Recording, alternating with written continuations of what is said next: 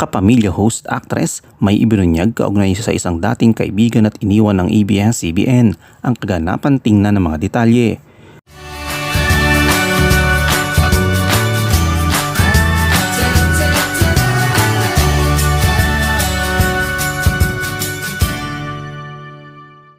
Tila may inilantad ang isang sikat na kapamilya host actress na ito kaugnay sa dati niyang kaibigan na ngayon ay wala na sa ABS-CBN.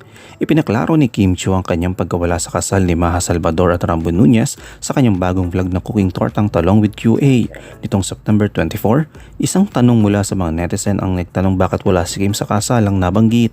Nagpahayag si Kim Chiu na hindi siya imbitado sa kasal ni Maja Salvador at Rambo Nunez, ngunit hindi ito hadlang sa kanilang pagkakaibigan. Bagamat hindi sila sobrang close, masaya si Kim para kay Maja at may nagaganap na pagpapalitan ng mga mensahe sa kanilang dalawa.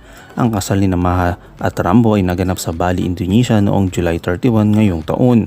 Pahayag ni Kim Chiu ay sinabi, "Wala, hindi naman kami sobrang close na ni Maja and hindi na rin kami nakamasyadong nag-uusap. And syempre kapag kasal mo, gusto mo yung mga taong gusto mo lang, gusto mong nandyan to witness your love sa partner mo. Hindi ako naimbitahan pero okay lang, wala talaga. Sobrang happy ko para sa kanya and minessage ko naman siya and natouch din ako nung minessage niya ako dahil dun sa nangyari sa ate ko. Sabi niya, pinagpipray daw niya yung ate ko and sana raw okay lang ako and nakausap ko siya nung mangyari sa ate ko. Pero siguro sa kasal, hindi naman importante kung imbitado ka o hindi basta sa sarili mo. Masaya ka na sa nangyari sa kanya yun. Tsaka deserve nila ang isa't isa sila ni Rambo.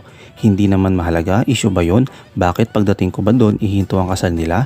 Bakit parang ganun? Hindi naman na siguro ako magmamatter kung present o hindi as long as happy ako na nahanap na niya yung forever niya. And yun si Rambo. Kaya congratulations Mr. and Mrs. Nunez." Ang tinutukoy ni Kim ay ang ate niya ay sila Kam Chiu na na-hospital noong April 2023. Ayon pa kay Kim, masaya siyang nahanap na ni Maja ang kanyang forever. Masaya na rin ngayon si Kim sa piling ng boyfriend na si Sian Lim. Dating malapit na magkaibigan sina Kim at Maja pero nagkaroon sila ng hindi pagkakaintindihan dahil kay Gerald Anderson. Taong 2013 at kasagsagan ng teleserye ni Kim at Maja ang naina, kapatid at anak nang magkaroon sila ng alitan makaraang aminin ni Maja na nagde-date sila ni Gerald, ex-boyfriend ni Kim Chiu.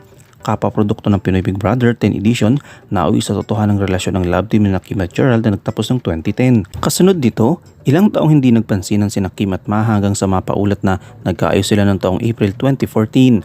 Pagsapit ng 2015 ay nagkahiwalay rin sina Gerald at Maja. August 2019, ikinatawa ng netizens ang tila restored friendship ni Kim at Maja na magkasama lang dalawa sa Kapamilya World Fiesta sa New Jersey. Ano ang iyong komento kaugnay dito?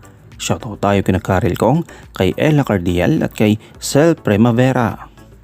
I-comment mo lang ang inyong opinion sa comment section at huwag kalimutang i-like, i-follow, i-subscribe ang bcgram.net para sa mga latest happenings.